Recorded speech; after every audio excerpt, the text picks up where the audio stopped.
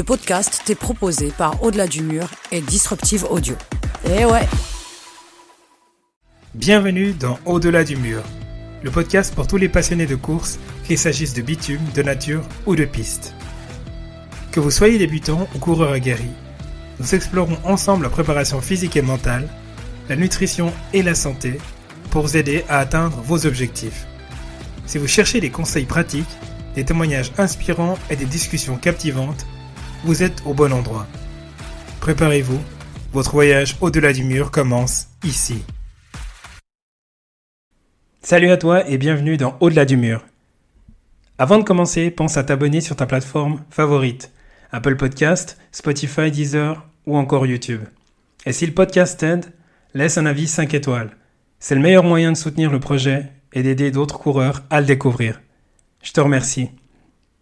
Aujourd'hui, je veux prendre un moment pour remercier Mouja74 pour son message à propos de l'épisode Coureur du dimanche numéro 13. Un chouette épisode. Au début, je l'écoutais, je pensais à ma belle-sœur. Mais au fur et à mesure, je me suis reconnu dans beaucoup de propos de Nicolas. Merci pour cette découverte. Merci à toi, Mouja74, pour ce commentaire. Ça me motive énormément à continuer. Et pour celles et ceux qui n'ont pas encore écouté cet épisode, il est disponible sur votre plateforme de streaming favorite. On est début septembre. Les enfants reprennent l'école, les agendas se remplissent, le réveil sonne plus tôt.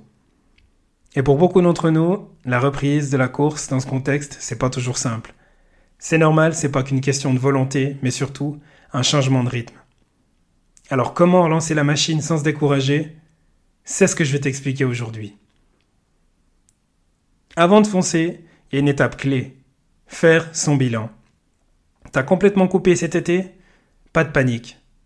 Ton corps a une mémoire et les sensations reviennent vite. T'as gardé un peu d'activité, comme de la rando, du vélo ou quelques footings ?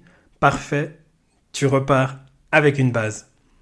Et si tu débutes complètement, parce que la rentrée t'a libéré un peu de temps avec les enfants à l'école, yeah! Bienvenue, c'est un excellent moment pour commencer. Un petit rappel de sécurité. Si tu débutes ou si ta dernière visite médicale remonte à tu te souviens plus trop, je te recommande très fortement de prendre un rendez-vous pour un check-up histoire de t'assurer que tout baigne.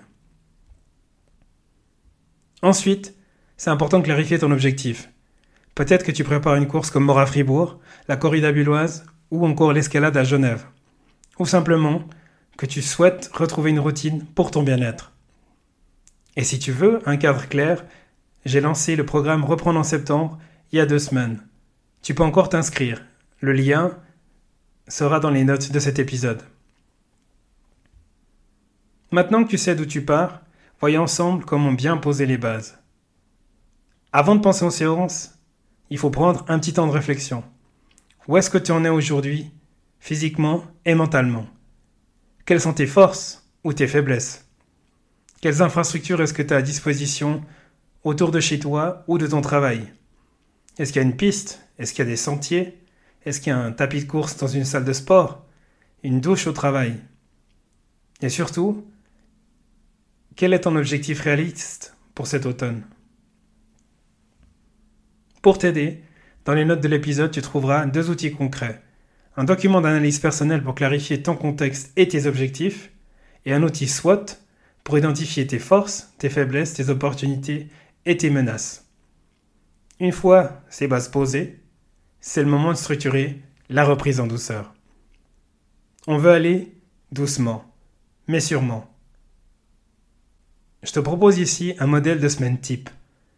2 sorties faciles, une sortie plus rythmée et une séance courte de renforcement ou de mobilité. Pour la répartition du volume horaire, pense à la règle des proportions. De 70 à 75% en endurance fondamentale, de 20 à 25% en allure soutenue. Et le reste, 5 à 10% en allure rapide. Si je prends un exemple avec 1h30 par semaine, tu as 2 sorties de 30 minutes faciles, ça fait 1 heure. Tu rajoutes encore une sortie de 30 minutes rythmée et dans ces 30 minutes, tu vas courir 20 minutes à une allure soutenue et 10 minutes facile.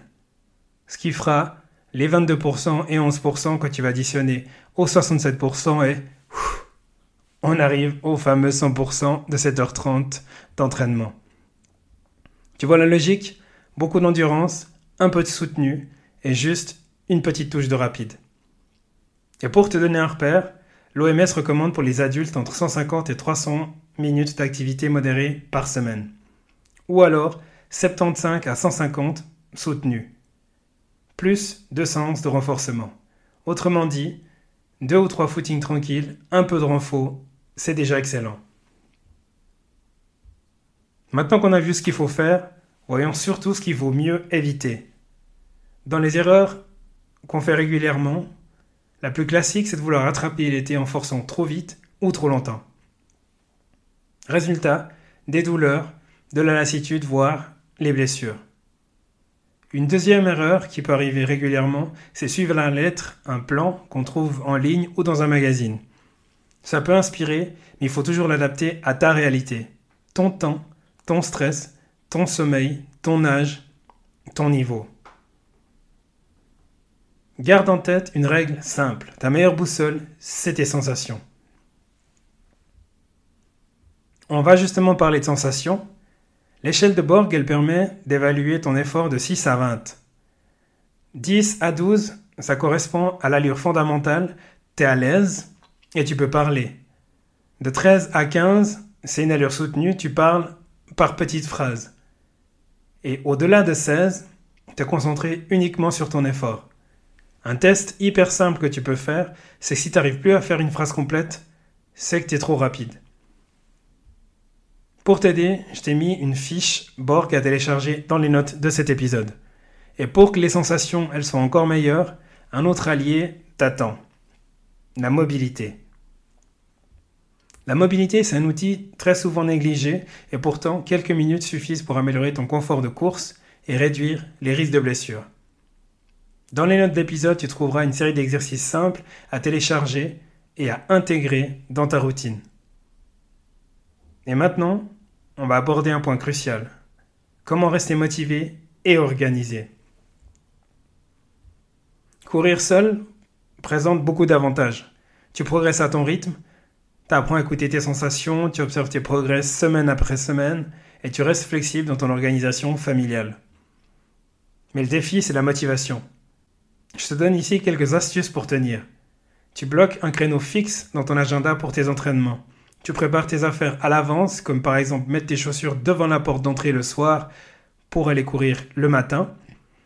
Tu utilises l'échelle de Borg comme repère afin de t'assurer que tu es toujours dans la bonne zone d'entraînement.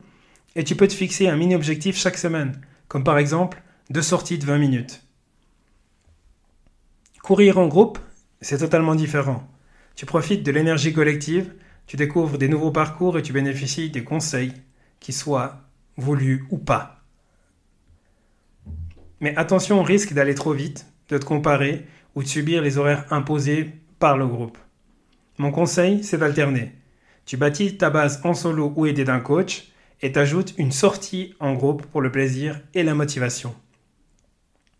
Et si tu veux un cadre clair et réaliste, rejoins le programme Reprendre en septembre.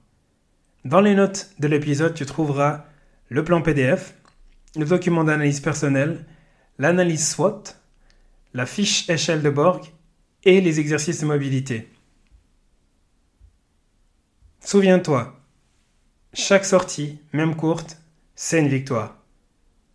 Dans le prochain épisode, j'aurai le plaisir d'accueillir Guy Thibault, avec qui on va parler d'une méthode au nom très original, la méthode Tequila. C'est une approche en 3 phases qui bouscule les idées reçues et qui peut vraiment renouveler tes séances de qualité. Et pour fêter la rentrée, je lance un concours sur Instagram. Je t'invite sur ma page podcast Au-delà du mur et viens tenter ta chance. Avant de te laisser, j'ai une question pour toi. Tu reprends la course en ce moment ? Qu'est-ce qui t'aide à garder le cap malgré la rentrée ? Viens me le dire en commentaire de l'épisode ou directement sur Instagram. J'ai hâte de le lire. À très vite. Merci d'avoir écouté cet épisode d'Au-delà du mur. Si le sujet vous a inspiré ou intrigué, n'oubliez pas de vous abonner pour ne rien manquer des prochains épisodes. Rejoignez notre communauté sur les réseaux sociaux et partagez vos réflexions avec nous. Je serai ravi d'entendre ce que vous avez pensé de cet épisode. Et si vous avez aimé, pensez à laisser un avis 5 étoiles sur votre plateforme d'écoute préférée. Ça m'aide énormément à faire grandir la communauté d'au-delà du mur. À très bientôt pour une nouvelle exploration de l'autre côté du mur. Jusque-là, continuez à questionner, à explorer et à repousser vos limites.